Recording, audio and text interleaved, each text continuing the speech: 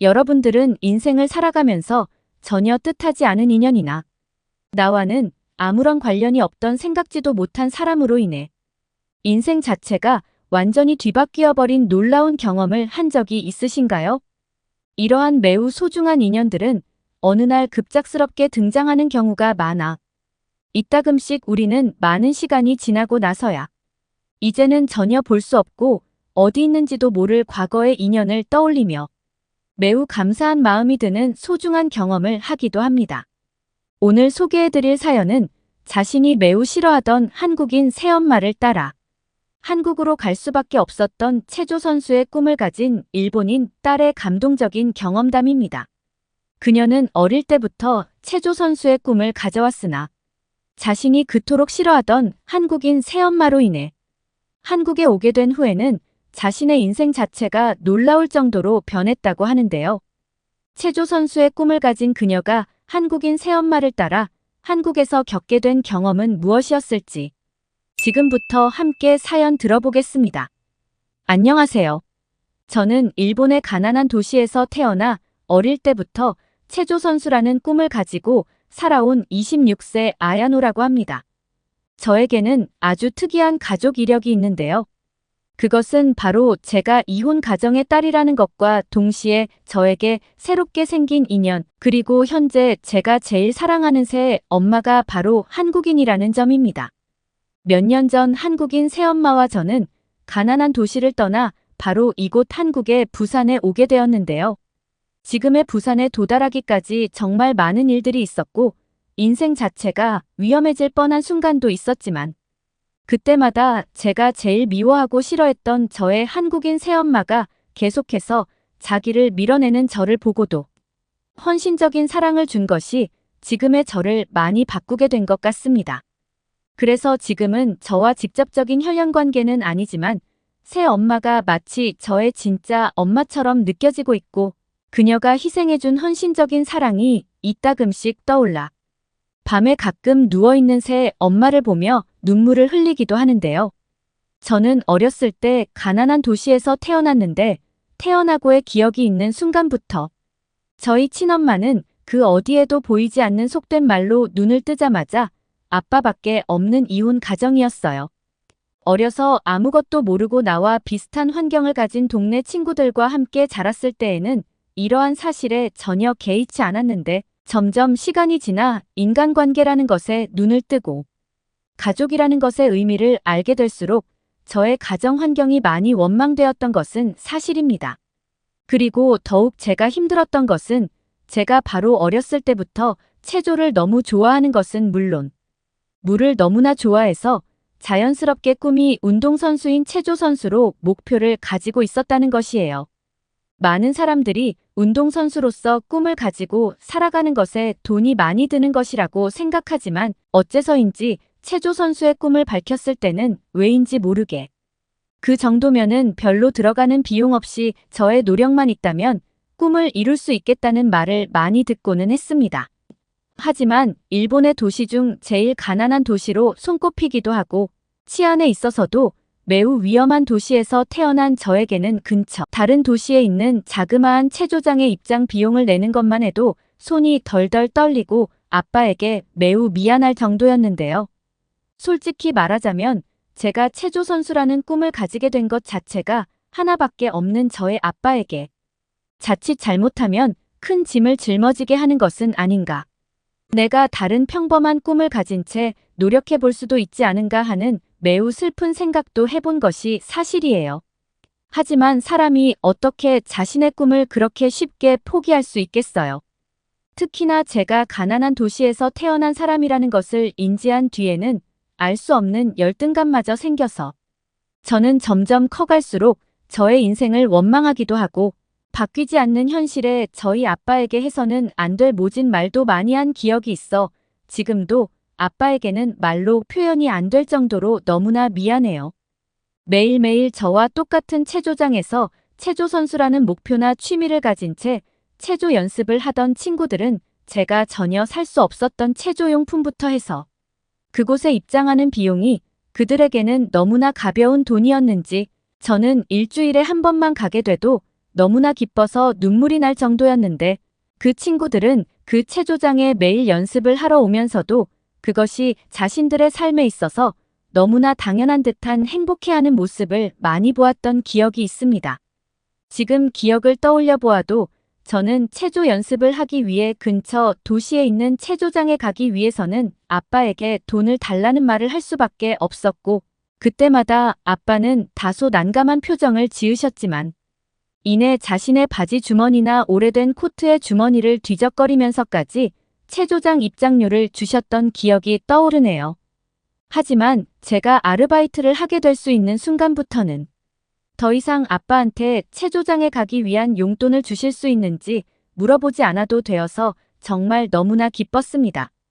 그렇게 제가 어느 정도의 아르바이트를 하며 작은 경제활동이라도 할 수 있게 된 순간부터는 조그마한 카센터에서 직원으로 일하시는 아빠와 함께 매일매일 큰 돈은 아니지만 이따금씩 맛있는 것도 사 먹으며 행복한 감정을 느껴보기도 하고 아빠와 집에서 커피를 마시며 다소 게으른 듯한 여유감마저 느끼며 그렇게 저와 아빠의 삶은 점점 안정되어 갔는데요. 그런데 이러한 안정된 저의 인생은 바로 어느 날 아무런 예고도 없이 매우 혼란스러운 상황에 빠지게 되었고 그것이 아빠로 인해 발생된 일이라 저는 더욱 난감한 상황에 처하고 말았습니다.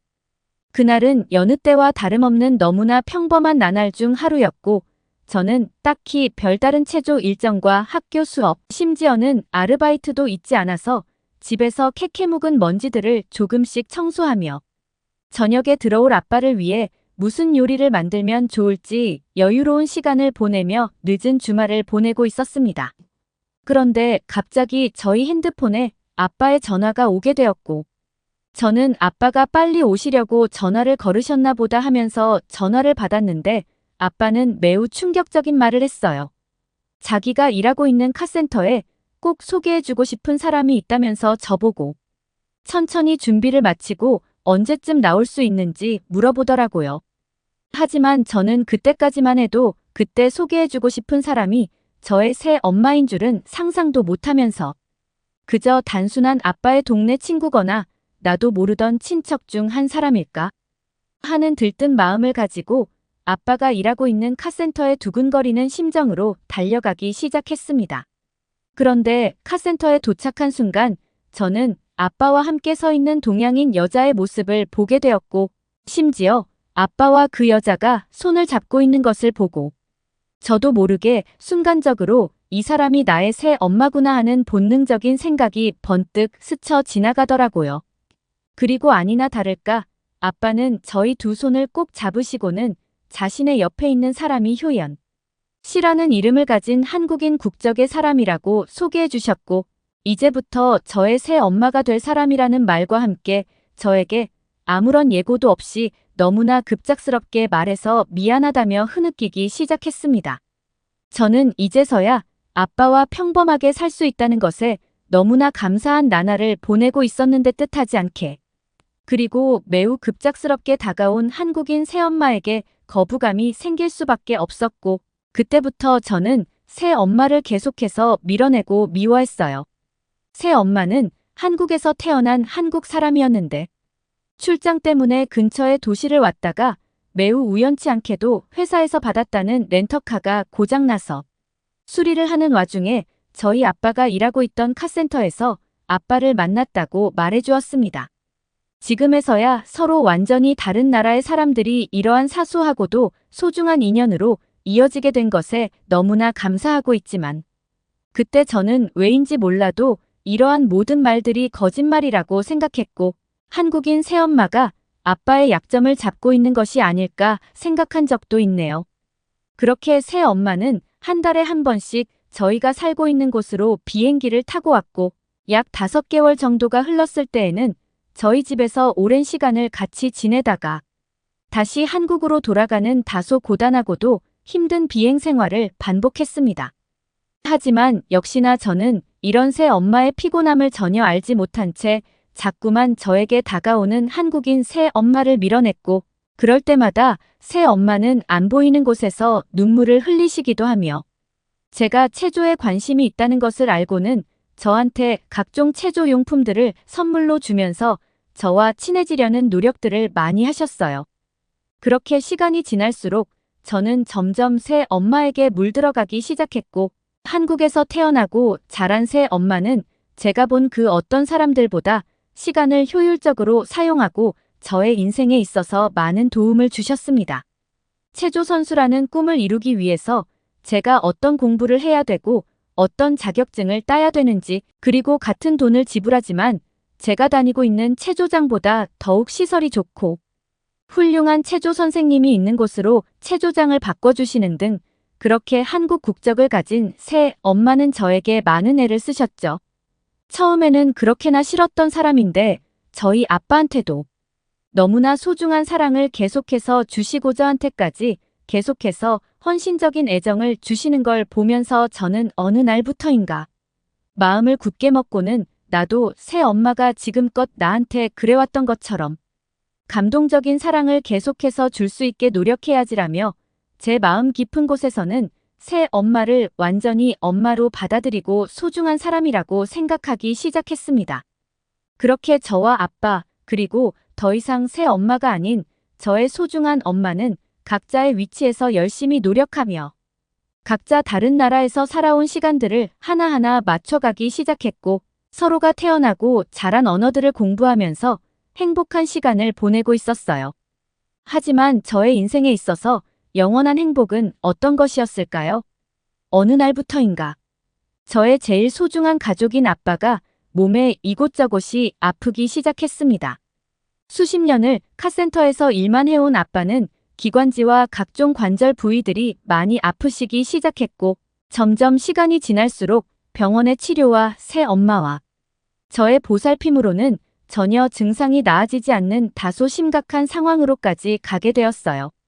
정확한 병명이 무엇이었는지는 기억이 나지 않지만 아빠가 가지고 있는 기관지 쪽의 문제 때문에 담당 병원인은 마음의 준비를 하라는 청천벽력과도 같은 말씀을 해주셨고, 이에 더해 일본에서의 너무나 비싼 병원 비용은 저와 새 엄마의 의지를 계속해서 무너지게 만들었습니다. 제가 더욱 슬펐던 것은 이제 아빠마저 나의 눈앞에서 사라지게 되면 저한테 진짜 가족이라고 생각할 수 있는 사람은 단 한 명도 없다는 사실과, 물론 진짜 저희 엄마처럼 생각하는 새 엄마가 있지만 저의 친부모님들이 둘 다 없다는 사실은 그때의 저에게는 정말 세상이 무너지는 듯한 시련이었죠. 그렇게 저희 아빠는 어느샌가 저와 새 엄마의 곁을 훌쩍 떠나버리게 되었고, 얼마 지나지 않아 새 엄마는 저에게 자기와 함께 한국으로 가서 살자며 그곳에는 우리를 도와줄 수 있는 많은 사람들이 있기 때문에 용기를 내보자고 말했습니다. 그때 저는 정말 아무런 생각 자체도 할 수 없는 상황이었고, 무엇인가에 끌리듯이 새 엄마와 함께 한국의 부산이라는 도시에 도착하게 되었어요.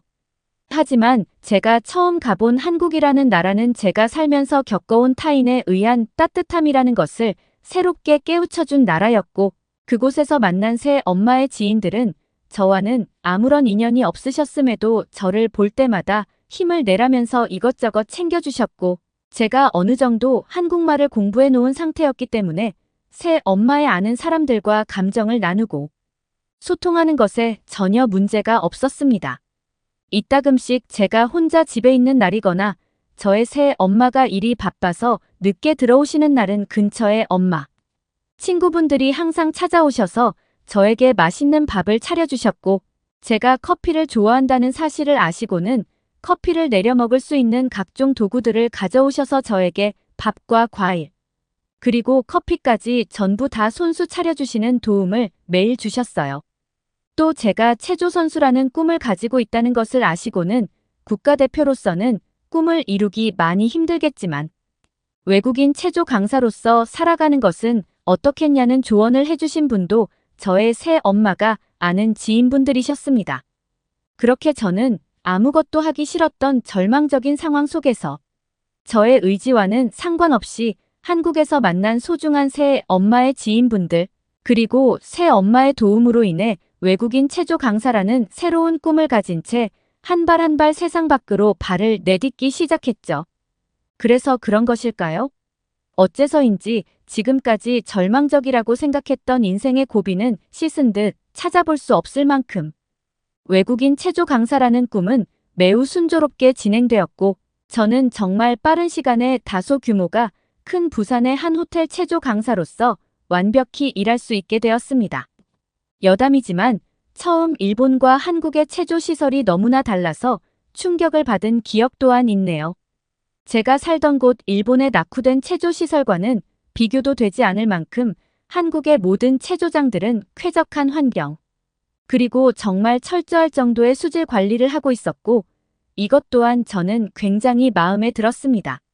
체조 강사로 일하는 것에 있어서 언어의 문제도 너무나 큰 고비였는데 다행스럽게도 새 엄마의 친구분들이 항상 저에게 찾아오셔서 큼지막한 한글 단어들이 적힌 책을 펴주시고는 하나하나 세심하게 가르쳐 주셔서 저는 한국어를 정말 기초부터 다시금 다질 수 있는 기회가 되었고 지금은 한국의 TV 프로그램에 나오는 외국인 연예인들처럼 능수능란한 한국어를 구사의 강습에는 전혀 문제가 없는 상태가 되었네요. 그리고 어느 날은 제가 체조 강사 일에 너무나 피곤해 지친 나머지 소파에서 잠깐 졸았다가 눈을 떴는데 새 엄마가 제가 잠든 사이에 저의 강사용 체조복들을 손수 세탁해서 건조대에 걸어 놓았던 것을 보고 갑자기 눈물이 흘러버린 기억도 있을 정도로 이제는 저의 소중한 엄마가 되어버린 그때의 새 엄마는 저 때문에 참 많이도 고생을 하셨습니다.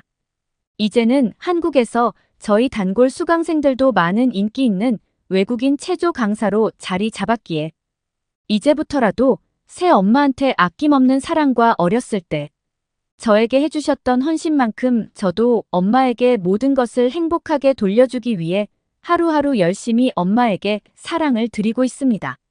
전혀 다른 나라에서 얼굴도 모르는 저를 아무런 거절 없이 소중한 딸로 받아들여준 새 엄마에게 감사하다는 말을 이제부터라도 많이 하고 싶고 생각지도 못했던 한국이라는 나라에서 이렇게나 편하게 살 수 있고 또 많은 사람들의 도움을 받으며 살아갈 수 있었던 것에 너무나 감사한 마음을 가지고 있습니다.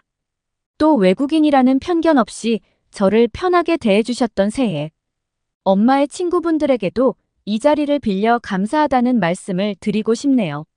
새 엄마를 따라 한국에 오게 된 것은 제 인생에 있어서 크나큰 행운이었던 것 같습니다. 어떻게 들으셨나요? 예상조차 할 수 없었던 한국인 새엄마와의 인연으로 인해 한국에서 소중하고도 행복한 제2의 인생을 보낼 수 있었던 일본인 여성의 사연이었습니다. 자신의 모든 가족이 사라지는 절망적인 상황 속에서도 뜻하지 않던 한국 국적인 새 엄마와의 인연으로 인생의 위기를 무사히 넘긴 이 여성의 사연은 우리에게 많은 감정을 느끼게 하는 것 같은데요. 다행히 이제부터 그녀의 인생은 앞으로 행복한 나날이 많을 것으로 보이기에 한국에서 소중한 기억과 추억들을 많이 쌓아 나가길 기도해 봅니다. 여기 친오빠 때문에 한국을 범죄 국가로 생각했던 뉴질랜드인 여성이 있습니다. 하지만 이 여성은 한국에 입국하자마자 자신과 오빠가 다른 나라에 왔다는 사실을 인정할 수밖에 없었는데요. 과연 그녀에게는 무슨 일이 있었던 걸까요? 안녕하세요. 저는 30살 뉴질랜드인 여성 마이예요. 지금 하는 일은 수제 햄버거 가게에서 매니저로 일하고 있고요.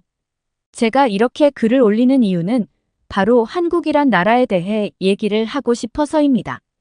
그럼 지금부터 본격적으로 한국 이야기를 시작해 볼게요. 그러니까 때는 작년 가을에 있었던 일인데요. 저랑 어린 시절부터 친하게 지낸 친구가 있었는데 그 친구 남편이 주한미군이라서 저절로 남편을 따라 한국에 간 친구가 있었어요. 그 친구가 예전부터 한국에 놀러 오라고 했지만 일 때문에도 갈 수 없었고 또 하나 다른 이유는 저는 한국과 같은 아시아인들을 별로 좋아하지 않기 때문이죠. 저에게 아시아란 지역은 솔직히 이미지가 아주 나쁘거든요. 아시아에 대한 이미지가 좋지 않은 이유는 바로 다름 아닌 친오빠 때문이죠. 지금으로부터 7년 전 저희 친오빠는 친한 친구들과 다 같이 중국 여행을 갔었는데 거기서 친오빠는 정말 불행하게도 절대 겪지 말아야 할 일을 겪게 됐거든요. 그 얘기를 자세히 하자면 저희 친오빠는 운동을 좋아하는 사람이라서 아침 운동을 꼭 하는 편이었어요. 여행을 가서도 다른 친구들은 숙소에서 자고 있을 때 오빠는 혼자 새벽에 일어나서 산책을 했는데 그때 마침 둔기를 든 정체불명의 중국인에게 묻지마 폭행을 당했습니다. 친오빠는 이런 일이 있기 전에 도시는 치안이 좋을 거라고 생각해서 아무 거리낌 없이 혼자서 새벽 운동을 한 거였는데 결국 방심하다가 그런 일이 벌어진 거죠. 다행히 심각한 부상을 입은 건 아니라서 불행 중에 다행이었지만 친오빠는 정신적인 큰 충격을 받았었죠. 더구나 친오빠가 더욱더 분노했던 이유가 그 범인을 결국 찾지 못했다는 사실입니다. 다시 뉴질랜드 집으로 돌아와서도 한동안 그 트라우마에 시달려서 혼자서 운동하는 걸 꺼려했어요. 그렇게 그 충격적인 일로 친오빠뿐만 아니라 우리 가족 모두는 중국을 넘어서 아시아 전체에 대한 이미지가 안 좋았습니다. 그렇게 저도 아시아에 대한 반감이 있는 상태에서 친한 친구가 한국으로 가서 자꾸 저에게 놀러 오라고 하니까 고민이 생기더라고요. 그 친구는 한국에 놀러 오라고 하는데 아시아에 대한 이미지가 좋지 않으니까 갈 수도 없고 혼자서 속아이만 했었죠. 한편으론 그 친구를 보고 싶은 마음도 있었으니까요. 그러다가 제가 일하는 수제 햄버거 가게가 약 3주간 리모델링을 하기로 결정해서 3주간 휴가를 받았어요. 그 사실을 친구가 알고 이번 기회에 한국에 오라고 설득을 하기 시작하더라고요. 하긴 멀리 떨어져 있어서 볼 수 없는 친구 얼굴이 보고 싶기도 하겠죠. 그 마음을 저도 충분히 알고 있고 또 저도 친구의 얼굴이 직접 보고 싶기도 했어요. 저 역시도 화상통화 말고 직접 옆에서 친구 얼굴 보고 얘기하고 싶은 마음이 간절했거든요. 하지만 한국에 가기가 쉽지는 않았던 이유가 앞서 말했듯이 친오빠가 아시아에서 묻지마 폭행을 당했다는 이유로 가족들이 반대할 게 뻔했거든요. 물론 저도 그 이유 때문에 한국에 대한 적지 않은 두려움도 분명히 있었고요. 한참을 망설이다가 저는 결국에 친구를 만나러 가기로 결심을 했습니다. 한국에 대한 두려움보다 친구를 만나고 싶은 마음이 더 컸거든요. 물론 가족들한테는 절대 한국 여행에 대한 얘기는 하지 않고 한국행을 결정했어요. 가족 모르게 가는 게 충분히 가능한 게 저는 가족들과 따로 살고 있거든요. 사실 성인이 되고 독립해서 사니까 추수감사절이나 여름휴가 때 정도만 만나서 같이 밥 먹고 여행 가고 그러는 정도로 거의 남남으로 살고 있죠. 하여간 저는 두려움 반 기대 반인 마음으로 친구가 사는 한국행을 결정했고 한국행 비행기에 올랐어요. 친구가 사는 곳은 의정부라는 곳인데 미군 부대가 많은 지역이기도 하죠. 인천공항에서 내려 택시를 타고 의정부역에서 꿈에 그리던 친구를 만났어요. 제가 눈물이 많은 편이 아닌데 정말 몇 년 만에 친구 얼굴을 바로 앞에서 보니까 눈물이 나더라고요. 그렇게 눈물의 상봉을 끝내고 친구랑 같이 먹은 한국에서의 첫 끼는 바로 부대찌개였는데 부대찌개는 의정부에서 제일 유명한 음식이라고 하더라고요. 처음 부대찌개를 마주한 첫 느낌. 그러니까 비주얼은 솔직히 너무 별로였어요. 그런데 맛을 보니까 정말 보기와는 다르게 환상적으로 맛있더라고요. 제가 외국 여행에서 먹은 음식 중에 5손가락 안에 드는 환상적인 맛이었어요. 그렇게 식사를 하고 여기저기 친구와 의정부를 돌아다니며 맛있는 간식도 먹고 커피도 마시고 그동안 못다한 이야기도 하면서 즐거운 시간을 보냈습니다. 둘째 날은 친구와 지하철을 타고 서울로 건너가서 이곳저곳 많은 곳을 신나게 구경을 했어요. 한국은 지하철이 참 발달한 나라라는 게 느껴지더라고요. 그리고 한국의 장점 중에 하나가 너무 음식이 맛있는 겁니다. 부대찌개, 냉면, 만두, 떡볶이, 순대 등등 며칠 동안 정말 살이 많이 찐 것 같다는 느낌이 들더라고요. 그리고 상당히 인상적이었던 부분이 한국은 산이 많고 동네 곳곳마다 쉽게 산을 볼 수 있다는 겁니다. 셋째 날 새벽에 일찍 일어나 친구 집 테라스로 나와서 블랙커피를 한 잔 마시고 있는데 새벽부터 꽤 많은 노인이 등산복에 등산 가방을 메고 어디론가 걸어가더라고요. 마침 일어난 친구에게 물어봤어요. 저 어르신들은 아침 일찍 어디를 가는 거냐고요? 친구 말로는 가까운 산에 등산을 하러 가는 거라는 겁니다. 근처에 약수터가 있는 산도 있다고 했는데 그 얘기를 들으니까 문득 저도 산에 가보고 싶다는 생각이 들었어요. 친구는 제 마음을 어떻게 눈치를 챘는지 아침 운동할 겸 다녀오라는 겁니다. 저는 같이 가자고 했는데 친구 말로는 자기는 아침잠이 많아서 더 자야 한다고 혼자 다녀오라는 거예요.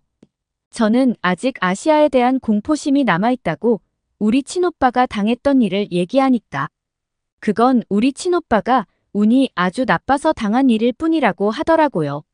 심지어 한국은 중국과 다르게 치안이 좋은 나라라고 하면서 새벽에 약수터에 가는 사람이 많다고 하는 겁니다.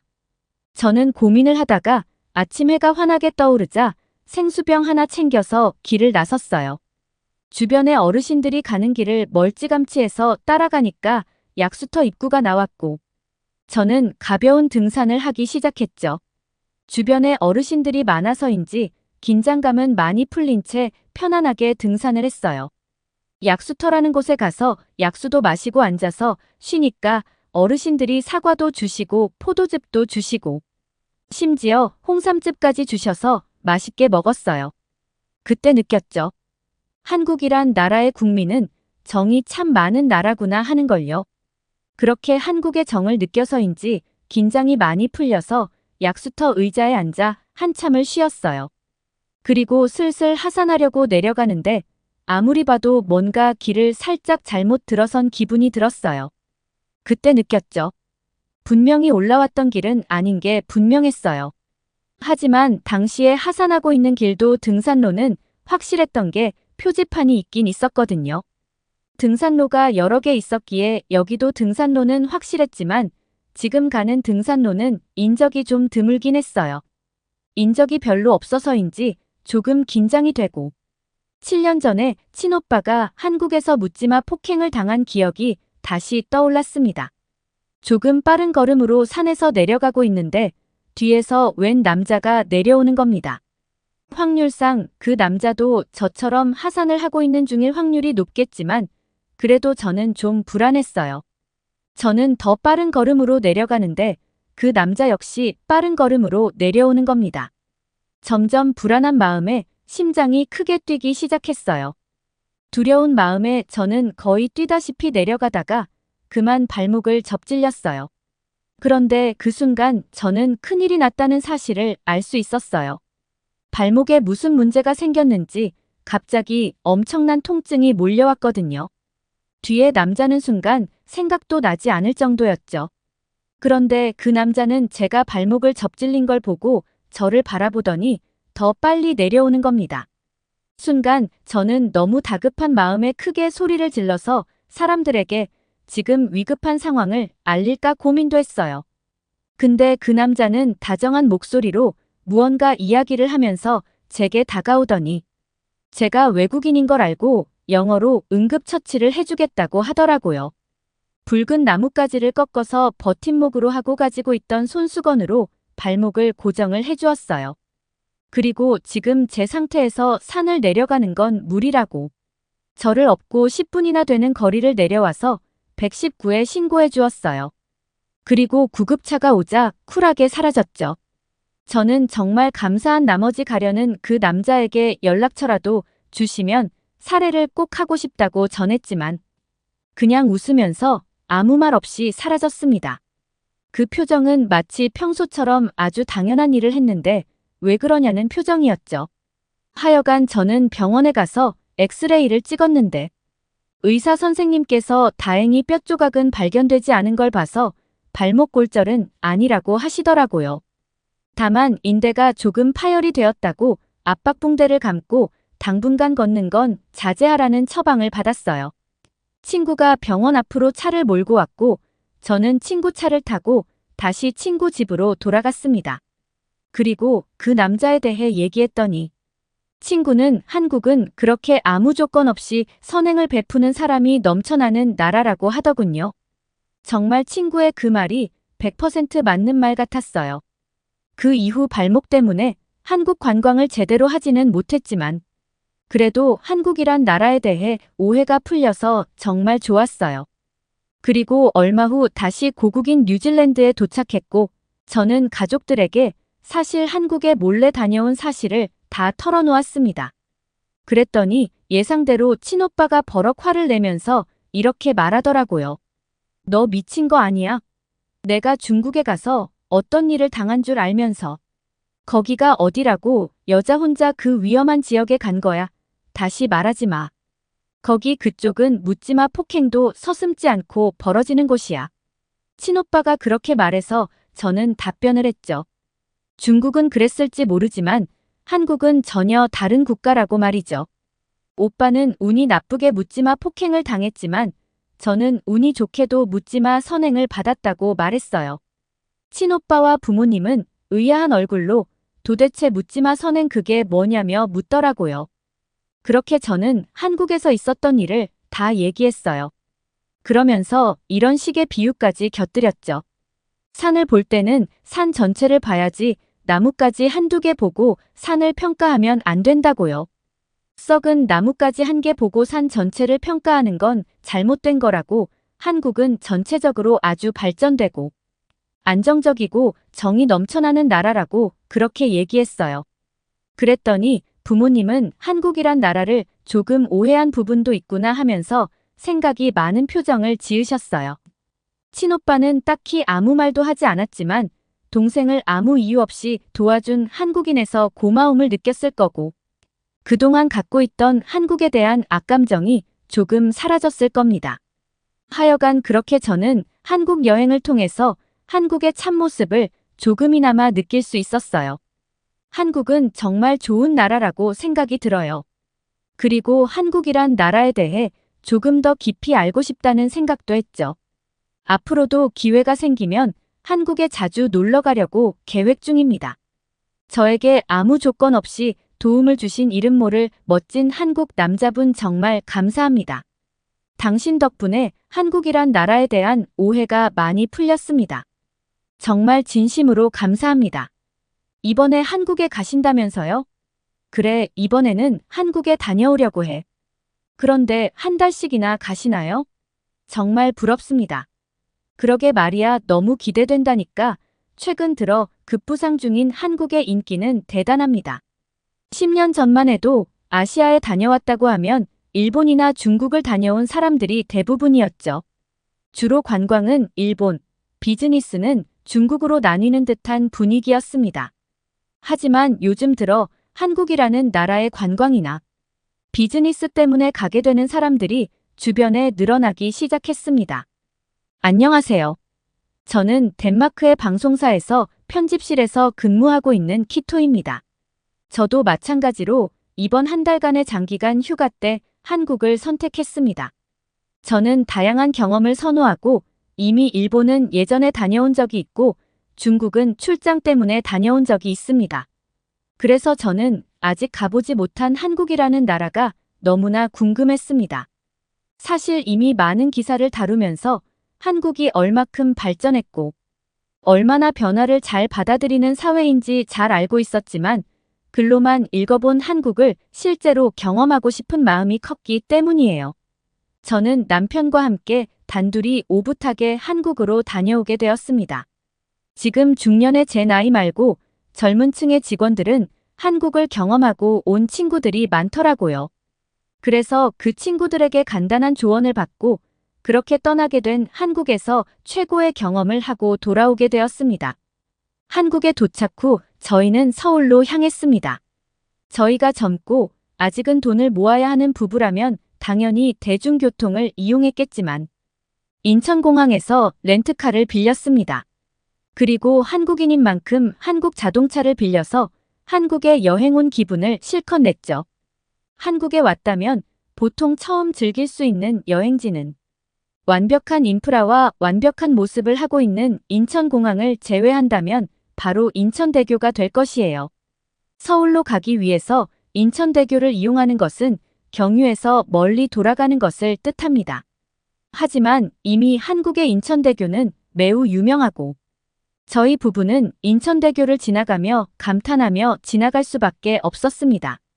이렇게 멋진 다리를 경험하기 위해서 약 20분의 시간만 더 소요하면 되거든요. 한국까지 왔는데 20분의 시간을 투자하고 멋진 인천대교를 구경하는 것은 매우 좋은 선택이니까요. 이것도 사실 이미 한국에 다녀온 젊은 덴마크 친구들에게서 듣고 왔던 좋은 팁 중 하나였습니다. 이렇게 인천대교처럼 아주 큰 규모의 다리를 건설이 가능하다는 의미는 한국이 경제대국이기 때문에 가능하다는 말이 됩니다. 이 대교가 지어질 때 한참 전이죠. 그때 제가 기사를 다룰 때만 해도 한국이 이렇게까지 엄청난 경제적인 성과를 거둘 줄은 몰랐는데 참 가회가 새롭더군요.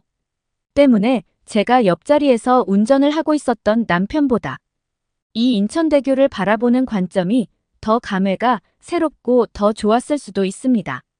그렇게 도착한 한국의 중심부 명동에는 수많은 사람들이 몰려 있었습니다. 처음에는 대부분 한국 사람들일 것이라고 생각했지만 알고 보니 다양한 국적의 사람들이 모여 있는 곳이었습니다. 특히 일본 사람들이 그곳에 많았고 중국보다는 대만 사람들로 추측되는 사람들이 많았어요. 그들은 한국의 모습을 즐기고 있었으며 저도 그곳에서 한국의 모습을 즐기고 있었습니다. 하지만 제가 가보고 싶은 곳은 따로 있었는데요. 한국의 전통시장에 가보는 것입니다. 너무나 궁금한 곳이고 매력적인 곳이 틀림이 없기 때문입니다. 이미 사진으로 여러 차례 봤던 한국의 전통시장이 한데 대형마트들에 밀려서 큰 어려움을 겪었다는 내용의 기사를 접했을 때 한편으로는 가슴이 아팠습니다. 전통적인 것이 사라지는 것은 안타까운 일이니까요. 그러나 또 다른 의미도 가지고 있는데 그만큼 한국 경제가 발전했다는 말이 되기도 합니다. 왜냐하면 전통시장이라는 것을 밀어내는 대형마트나 쇼핑센터가 들어왔다는 이야기는 그만큼 그 나라의 경제력이 뒷받침되어야만 건축이 가능한 시설들입니다. 한국은 과거 전통시장이 강세를 보여왔다면 이제는 발전한 경제적인 상황에 따라서 대형마트들을 운영하는 기업들이 생겨나고 쇼핑센터를 지어야 할 충분한 수요가 있다는 것을 의미하기 때문에 발전하는 사회에서 당연히 전통적인 것과 현대적인 것이 부딪히는 상황이 생기는 것이고 저는 그것을 흥미롭게 지켜봤습니다. 왜냐하면 2000년대 까르프라는 덴마크 브랜드가 한국 시장에서 밀려났던 일을 알고 있었고 덴마크에서 한국에 진출한 까르프가 실패한 원인 중 하나로 당시에 한국의 전통시장이 굳건하게 자리를 지키고 있던 것도 있었거든요. 하지만 몇 년 뒤 전통시장과 대형마트들의 갈등이 본격화되었다는 소식을 듣고 한국도 이제 성장통을 겪는구나 생각했고 결국에 없어져 버릴 줄 알았던 한국의 전통시장은 나름대로 경쟁력을 갖추며 더 발전하기 시작했습니다. 그래서 저는 더 전통시장의 모습이 궁금했습니다. 다른 나라들을 잘 해내지 못했던 대형 전통시장이 아직까지 유지되고 있는 선진국은 거의 한국이 유일하기 때문이죠. 한국의 전통시장을 방문했고 저는 너무나 즐거운 경험을 하게 되었습니다. 일단 길 한켠에 차들을 주차할 수 있도록 되어 있었고 물론 자리가 많지는 않았지만요. 군데군데 주차장들이 충분했습니다.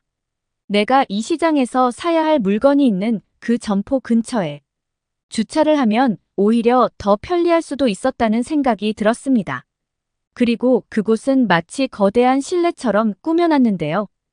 비가 떨어지거나 눈이 올 때 편안하게 쇼핑을 이어갈 수 있게 천장을 만들어 놨다는 것이에요.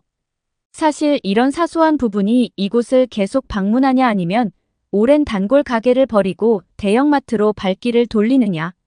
그 차이가 날 수도 있는 것들인데 한국 사람들은 역시나 머리가 좋아요.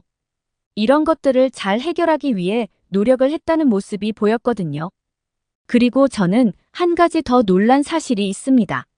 다른 나라의 전통시장의 먹거리는 사실 비위생적인 경우가 많아요. 제가 다녀봤던 많은 나라들, 특히 선진국이 아닌 나라로 향할수록 그들의 위생 상태는 정말 심각하거든요. 그래서 아무리 좋은 냄새가 나고 구미가 당겨도 절대 입에 대지 않습니다.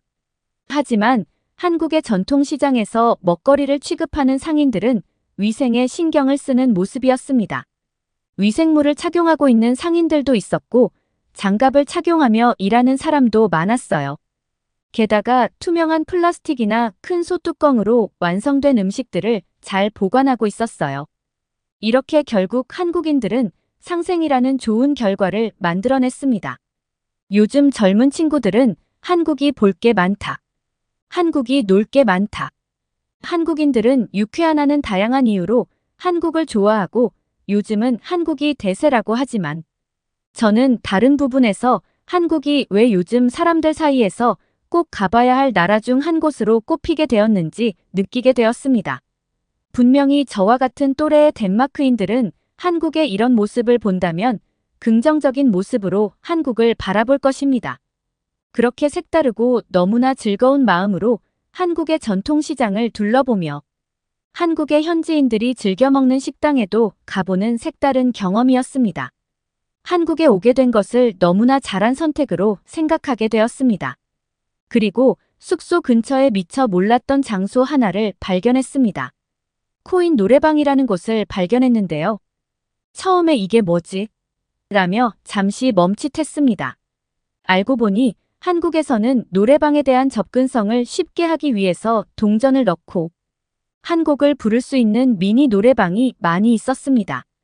덴마크에서 노래를 부르기 위해서는 일본식 가라오케에 가야만 하는데요. 그들은 룸비를 따로 받고 음료도 따로 주문해야 하기 때문에 사실 노래를 부르기 위해 지불해야 하는 돈이 부담이 됐거든요. 하지만 한국에서는 정말 깔끔하게 노래만 부르고 싶은 수요를 코인 노래방이라는 점포를 운영하면서 그 수요를 가지고 가고 있었어요. 덴마크 노래는 별로 없었지만 그래도 다양한 노래들이 있었고 저는 거기서 말도 안 되게 저렴한 가격으로 노래를 불러봤습니다. 덴마크에는 비싸서 가기 힘들고 접근이 어려운 가라오케와 달리 한국식 코인 노래방은 정말 획기적이고 놀라운 장소였습니다. 많은 여행지 중에 아직까지도 기억에 남는 즐거운 장소였어요. 그리고 저희 부부는 서울 근교를 여행하며 충분히 렌트카에 대한 가치를 모두 사용했다고 판단했습니다. 근처 지점에 차를 반납하고 서울 시내를 돌아다니기 시작했습니다. 서울 시내를 여행하기에는 무조건 대중교통을 이용하는 게 편리하거든요. 서울은 일본의 도쿄와 다르게 차량 통행량이 엄청나게 많아요. 몇 년 전 일본에 갔을 때 저희 부부는 역시나 마찬가지로 도쿄에서 렌트카를 빌려서 운행을 했습니다. 하지만 그때는 렌트카를 운행하는데 하나도 어렵지 않았어요. 도쿄에서는 퇴근 시간에 차량을 운행해도 솔직히 다닐만 했습니다. 한국처럼 자동차가 자전거보다 느린 속도로 가지 않았어요. 저는 사실 그 이유를 알고 있습니다. 한국인들은 이제 일본인들보다 자동차를 더 많이 가지고 있어요. 정말 놀라운 사실 중 하나는 한국인들이 일본인들보다 본인이 처분할 수 있는 가처분 소득이 더 많다는 것입니다. 뿐만 아니라 일본에서는 자동차를 개인이 소유하기 위해서는 너무나 큰 비용이 지출됩니다. 정말 부자가 아니라면 일본에서는 자동차를 운행할 수 없는 사회적인 구조예요. 하지만 한국에서 자동차를 운행하는 것은 그다지 어려운 일이 아닐 뿐더러 사회적으로 자동차를 운용하는 것이 너무나 당연한 분위기이죠. 때문에 서울의 거리에는 늘 자동차로 꽉 차 있습니다. 물론 관광을 온 저희 부부는 그 시간 동안 천천히 서울의 거리를 구경하면 되었기 때문에 지루하지 않았지만 매일같이 이곳을 다녀야 하는 한국인들이 조금은 힘들 것 같다는 생각을 하기도 했습니다.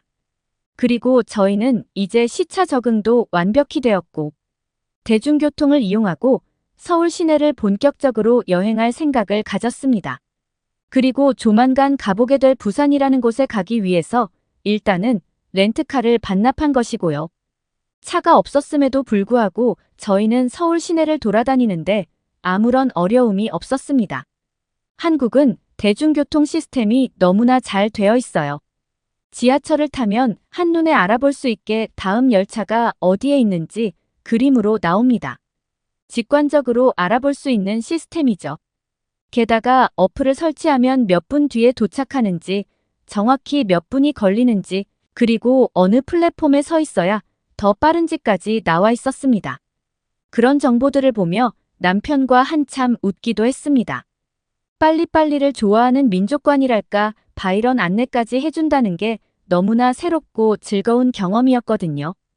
덕분에 대중교통을 이용해야 하는 외국인 관광객 입장에서 서울 시내 여행은 너무나 쾌적했습니다. 미리 시간을 계획해서 사용할 수 있었고 오차도 거의 없다고 봐도 무방한 수준이라서 너무나 편리했습니다. 그 어느 도시에 가도 이 정도로 시스템을 잘 갖출 수는 없겠다는 생각마저 들 정도로요. 그리고 저와 남편은 부산이라는 곳에도 가보게 되었습니다.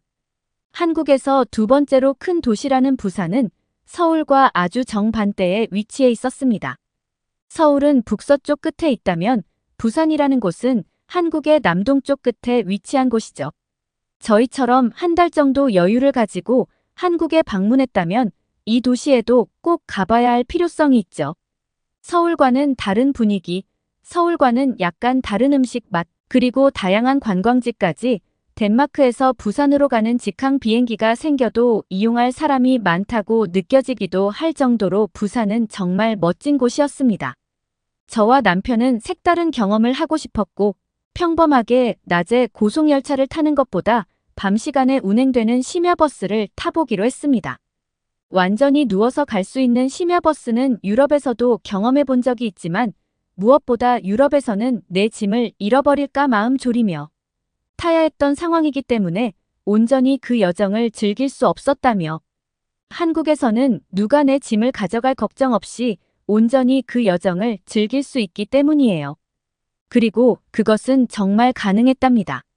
그냥 아무렇지 않게 방치해두었던 제 짐은 부산에 도착해서도 그 자리에 있었고요. 잠들어서 제 가방이 다른 자리로 날아가 버려서 혼자 돌아다니고 있었음에도 불구하고 아무도 그 가방을 가져가지 않았습니다. 정말 덴마크는 부끄러워해야 합니다.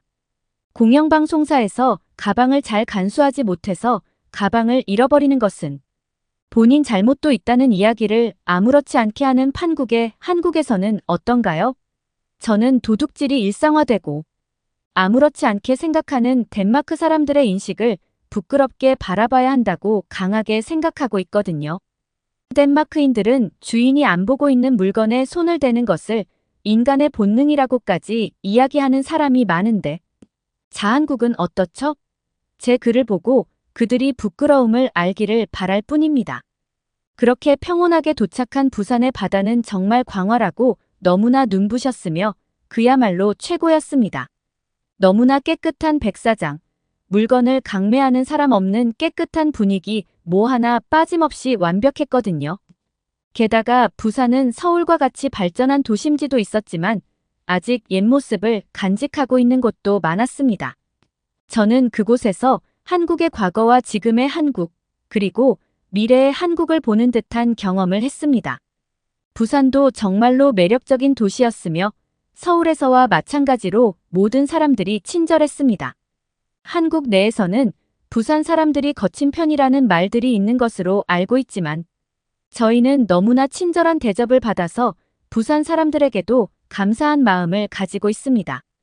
그리고 부산에서도 서울과 마찬가지로 밤거리에서 싸움을 하는 사람들, 위협적이게 몰려다니는 사람들을 볼 수 없었어요.